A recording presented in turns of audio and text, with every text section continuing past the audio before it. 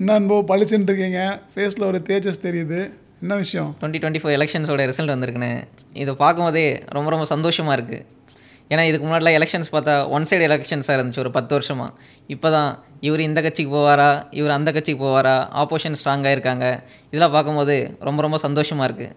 என்னென்னா சிறுத்தை படம் பார்த்தோம்ல, அந்த சிறுத்தை படத்தில் வந்து கார்த்தியை தொங்க விட்டுருப்பாங்க. அந்த இடத்துல வந்து வில்லன் சொல்லுவார், எவனுக்கும் வணங்காதவங்கள தலை தொங்குது அப்படின்னு சொல்லுவார்ல, அந்த மாதிரி தான் இத்தனை 10 வருஷமாக யாருடைய பேச்சையும் எங்கேயும் யாரு பேச்சையும் கவனிக்காமல் இருந்த ஒரு பிரைம் மினிஸ்டரோட தலை தொங்கி எல்லாரும் சொல்கிறதையும் கேட்டுட்ருக்காரு அப்படின்றது பார்க்கும்போது இதுதான்டா டெமோக்ரஸி, எல்லாரோடைய கன்சர்ன்ஸும் தேவை, எல்லாரோடைய டிஸ்கஷன்ஸ் வேணும் அப்படின்னு சொல்கிறத காட்டுறதுக்கான ஒரு நிலைமையாக இந்த 2024 எலெக்ஷன்ஸ் மாறி இருக்குது. இதை பார்க்கும்போது ரொம்ப சந்தோஷமாக இருக்குது.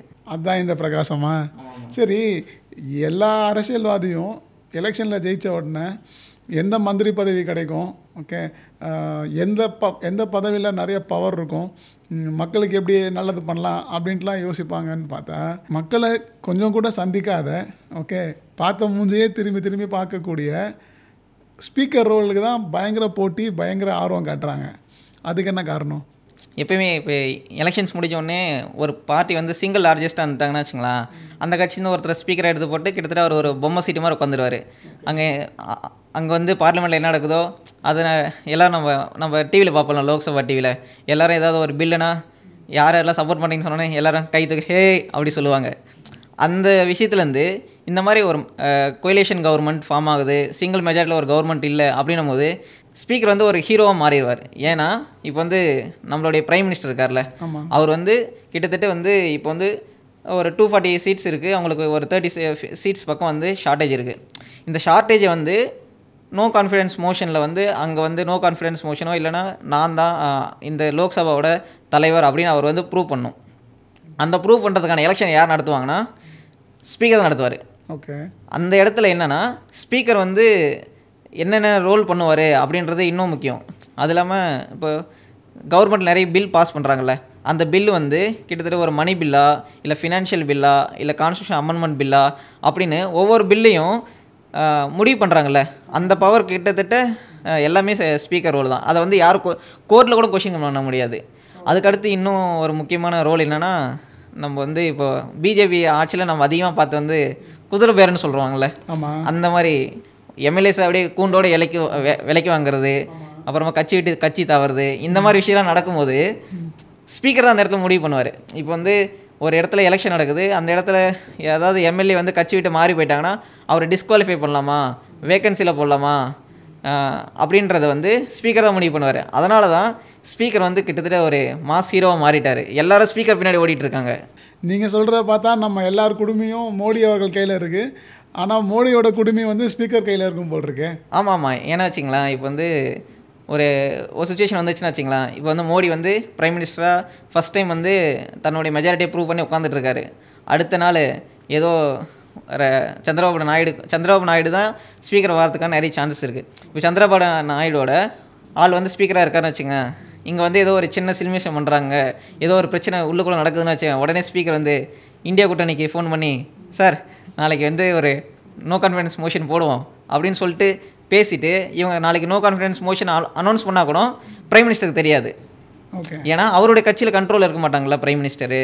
அப்படின்றதுனால மோடிக்கு வந்து எந்த நேரம் வேணாலும் ஆட்சி பறிபோயிடலாம் அப்படின்ற ஒரு சுச்சுவேஷன் இருக்கார். நீங்கள் சொல்கிற மாதிரி ஏதாவது இந்தியாவில் இதுக்கு முன்னாடி நடந்திருக்கா? அங்கே எங்கே போகவே நம்ம ஊரில் இப்போ நடந்துச்சுல, இப்போ 2016 எலெக்ஷன்ஸ் நடந்துச்சுல, அப்போ வந்து ஜெயலலிதா இறந்த பின்னாடி ஏடிஎம்கேல வந்து நிறைய ஸ்பிளிட்ஸ் வந்துச்சு. அதில் வந்து ஃபஸ்ட்டு என்ன பண்ணாங்கன்னா, ஓபிஎஸ் வந்து சசிகலா கூட நான் சேர மாட்டேன் அப்படின்னு சொல்லி தர்ம யுத்தம்லாம் பண்ண போனார். அதுக்கடுத்து ஓபிஎஸும் இபிஎஸ் இருந்துட்டு சசிகலா குரூப்பை வந்து வெளியே அனுப்புனாங்க. அப்போ வந்து முக்கியமான விஷயம் என்ன நடந்துச்சுன்னா, சபாநாயகர் வந்து அதில் முடிவெடுக்கணும். இப்போ வந்து கவர்மெண்ட்டில் வந்து கவர்மெண்ட் விப்புன்னு சொல்லுவாங்க, கொறடா அந்த மாதிரி சொல்லுவாங்க. அது என்னென்னா அவங்க கட்சி சொல்கிறதா தான் அந்த எம்எல்ஏஸ் பண்ணுவாங்க. இந்த இடத்துல என்ன பண்ணுதுன்னா, கட்சி வந்து எடப்பாடிக்கிட்டு இருக்கா, அவர் வந்து என்ன சொல்கிறாரோ அதுதான் கவர்மெண்ட்டோட விப்பு.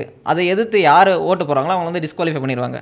ஸோ நீங்கள் டிஸ்குவாலிஃபை பண்ணிட்டா அந்த நம்பர்ஸ் வந்து வேக்கன்சி ஆயிரும். அப்படின்னும் போது நீங்கள் வந்து ஒரு டோட்டலாக ஒரு 130 சீட் இருக்குது, அதில் வந்து 10 வந்து டிஸ்குவாலிஃபை ஆகிடுச்சா 120 நீங்கள் மெஜாரிட்டி கண்ணா போதும். ஓகே.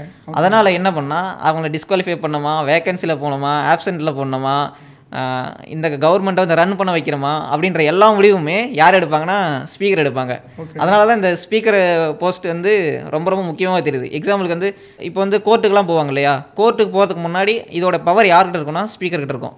இந்த ஸ்பீக்கர்கிட்ட இந்த பவரானால தான் எடப்பாடியோட கவர்மெண்ட்டை வந்து இவங்களால் காப்பாற்ற முடிஞ்சிச்சு. இந்த எடப்பாடியோட கவர்மெண்ட்டை காப்பாற்றினால தான் 2019 இந்தியாவோட ஜென்ரல் எலெக்ஷன்ஸோட தமிழ்நாட்டோட பை எலெக்ஷன்ஸ் வந்துச்சு. அந்த பை எலெக்ஷனில் ஜெயிச்சு தான் நம்ம இபிஎஸ் வந்து தன்னுடைய சீஃப் மினிஸ்டர் பதவியை வந்து பாதுகாத்துக்கிட்டாரு. ஸோ அந்தளவுக்கு தன்னுடைய கட்சியோட சீஃப் மினிஸ்டர் பதவியை தக்க வைக்கணும்னா ஸ்பீக்கர் உங்கள் கண்ட்ரோலில் இருக்கணும் அப்படின்றது ரொம்ப முக்கியமான விஷயங்க. நீங்கள் சொல்கிறத பார்த்தா எடப்பாடி அவர்கள் ஆட்சியை கண்டினியூ பண்ணுறதுக்கு காரணமே ஸ்பீக்கர் தான் இருப்பாங்க. ஆமாம், எப்பயுமே இந்த மாதிரி ஒரு தொங்கும் நாடாளுமன்றம் சொல்லுவாங்க, கோலிஷன் கவர்மெண்ட் சொல்லுவாங்க, அந்த இடத்துல வந்து ஸ்பீக்கர் தான் கிட்டத்தட்ட ஒரு மாஸ் ஹீரோ மாதிரி, ஒரு பிரிட்ஜ் மாதிரி அப்படின்றது தான் முக்கியமான விஷயம். சந்திரபாபு நாயுடுக்கும் நிதிஷ்குமாருக்கும் ஸ்பீக்கர் போஸ்ட்ன்றது ஏன் இவ்வளோ முக்கியமாக தெரியுது? இப்போ வந்து சந்திரபாபு நாயுடு வந்து அவர் வந்து ஒரு ஸ்டேட் பேஸ்டு பார்ட்டி. எக்ஸாம்பிள் அவர் கட்சி பேரே தெலுங்கு தேசம் பார்ட்டி அப்படின்னும் போது ஒரு ஸ்டேட்டு. அப்புறம் நிதிஷ்குமார் வந்து ஒரு ஸ்டேட் பேஸ்டு லீடர் தான். இப்போ ஸ்டேட் பேஸ்டு லீடராக இருக்கும்போது என்ன ஆகுனா அவங்களுக்கு வந்து ஸ்டேட்டு தான் ரொம்ப முக்கியமான விஷயம். இப்போ வந்து சந்திரபாபு நாயுடுக்கு அவருடைய ஸ்டேட்டோடைய ரைட்ஸ் தான் அவருக்கு முக்கியம். நிதிஷ்குமாருக்கு வந்து அவருடைய ஸ்டேட் ரைட்ஸ். எக்ஸாம்பிளுக்கு வந்து இப்போ ஒரு விஷயம் பேசிகிட்டு இருக்காங்கல்ல, இப்போ அக்னிவீர் ஸ்கீம் பற்றி, அக்னிபத் பற்றி பேசிகிட்டு இருக்காங்கல்ல, அது வந்து பீகாரில் ஒரு பெரிய பிரச்சனை. ஆனால் இது மோடி கவர்மெண்ட் கொண்டு வந்தது தான். இது இங்கே வந்து ஸ்பெஷல் ஸ்டேட்டஸ் பேசுகிறாங்கல்ல, ஆந்திராவுக்கு ஸ்பெஷல். ஆனால் பிஜேபி வந்து ஐடியாலஜிக்கலாக வந்து இப்போ காஷ்மீர்லாம் பற்றி பேசும்போது ஸ்பெஷல் ஸ்டேட்டஸ்க்கு ஆப்போசிட்டான கட்சி. இப்போ வந்து இதெல்லாம் வந்து அவங்களோட அஜெண்டாவில் வந்து கொண்டு வரணும்னா நீங்கள் ஸ்பீக்கர் இருந்தால் மட்டும் தான் அந்த அஜெண்டாவிலே கொண்டு வர முடியும். எக்ஸாம்பிளுக்கு வந்து இப்போ நீங்கள், நான், இங்கே இருக்கிற கேமராமேன் எல்லாருமே வந்து ஆதார் எடுத்திருப்போம். ஆதார் வந்து நம்ம எந்தெந்த இடத்துல யூஸ் பண்ணுறோம், கிட்டத்தட்ட எல்லா இடத்துலையுமே யூஸ் பண்ணுறோம். அப்படின்னும் போது அது எவ்வளோ முக்கியமான ஒரு விஷயம். ஆனால் அதை என்ன பண்ணாங்கன்னா பிஜேபி தனக்கு வந்து மெஜாரிட்டி ராஜ்யசபா இல்லை அப்படின்னு தெரிஞ்ச உடனே என்ன பண்ணாங்கன்னா ஆதார் பில்லை வந்து ஒரு மணி பில்லாக கொண்டு வந்துட்டாங்க. எக்ஸாம்பிளுக்கு வந்து இதில் வந்து முக்கியமான 2 பில் இருக்குது, ஃபினான்ஸ் பில்லு, மணி பில்லு. மணி பில்லுக்கு வந்து நீங்கள் லோக்சபாவில் பாஸ் பண்ணால் மட்டும் போதும். ஃபினான்ஸ் பில்லை வந்து நீங்கள் வந்து லோக்சபா ராஜ்யசபாவில் பாஸ் பண்ணி பிரசிடென்ட்கிட்ட சிக்னேச்சர் வேறு வாங்கணும். இப்போ வந்து ஒரு பில்லு வந்து அது கிட்டத்தட்ட முக்கியமான பில்லாக தான், அது ஃபினான்ஸ் பில்லு தான். ஆனால் ஸ்பீக்கர் அவங்க பிஜேபி கண்ட்ரோல் இருந்ததுனால, அதாவது பிஜேபியோட சிங்கிள் மெஜாரிட்டியிலேருந்து ஸ்பீக்கராக இருந்ததுனால அவங்க என்ன சொல்கிறாரு கேட்டுட்டு எல்லாத்தையும் மணி பில்னு போட்டுட்டு இருப்பாரு. இப்போ வந்து ஒரு பில்லை வந்து நீங்கள் மணி பில்லு அந்த மாதிரி போகணுன்னா ஸ்பீக்கர் கண்ட்ரோல் வேணும்ல. இப்போ அந்த ஸ்பீக்கர் வந்து யார் கண்ட்ரோல் இருக்காங்களோ அவங்க தான் அந்த பில்லை வந்து, முக்கியமான பில்லை வந்து இது மணி பில்லா, இது என்ன பில்லு அப்படின்னு சொல்லிட்டு டிசைட் பண்ணுவாங்க. அதனால் வந்து ஸ்பீக்கர் ரோலுக்கு வந்து சந்திரபாபு நாயுடுவும் நிதிஷ்குமாரும் ஃபைட் பண்ணிகிட்ருக்காங்க. நீங்கள் சொல்கிறத பார்த்தா இத்தனை வருஷம் இந்தியா சுதந்திரம் பெற்று இத்தனை வருஷம் ஆயிடுச்சு, இதில் இது வரைக்கும் யார் ஸ்பீக்கர்னு கண்டுகிட்டதே கிடையாது யாருமே. ஆனால் இப்போது இந்தியாவே ஒத்து பார்க்குறது யாருன்னா எந்த கட்சியிலேருந்து ஸ்பீக்கர் வருவாங்க, யார் அந்த ஸ்பீக்கர், அந்த லக்கி ஸ்பீக்கர்னு கூட சொல்லலாம் அப்படின்ட்டு தான் எல்லோரும் எதிர்பார்த்துட்டு இருக்காங்கன்ற மாதிரி தெரியுது. எனக்கே அவரை பார்க்கணும் போல் இருக்குது. ஏன்னா வரலாற்றில் வந்து ஒரு பதவியில் இருக்கிறவங்க ஒரு டைமில் வந்து ரொம்ப ஸ்பெஷலாக தெரிவாங்க. இந்த எலெக்ஷன்ஸ் முடிஞ்சு இந்த கோலிஷன் கவர்மெண்ட் வந்து இந்த எலெக்ஷன்ஸே வந்து இந்திய வரலாற்றில் ஒரு முக்கியமான எலெக்ஷன்ஸ் அப்படின்னு எல்லாருமே சொல்லிட்டு இருக்காங்க. அந்த முக்கியமான எலெக்ஷன்ஸில் நடந்த போஸ்ட் கவர்மெண்ட் ஃபார்மேஷனில் யார் வந்து முக்கியமான ஸ்பீக்கர், யார் இந்த ரோலை பண்ண போகிறாங்க, இவ்வளோ கஷ்டமான, இவ்வளோ கோலிஷன், இவ்வளோ ஸ்ட்ராங்கான ஆப்போசிஷன் லீடர் இருக்க போகிற, இவ்வளோ ஸ்ட்ராங்கான ஆப்போசிஷன் கூட்டணி இருக்க போகிற, இவ்வளோ ப்ராப்ளமேட்டிக்காக இருக்க போகிற கவர்மெண்ட்டை யார் வந்து ஸ்பீக்கராக இருந்து ரன் பண்ண வைக்க போகிறாங்க அப்படின்றத வந்து நீங்கள் இல்லை, நான் இல்லை, இந்தியாவே எதிர்பார்த்துட்டு தான் இருக்குது. யாருன்னு பார்ப்போம். கண்டிப்பாக.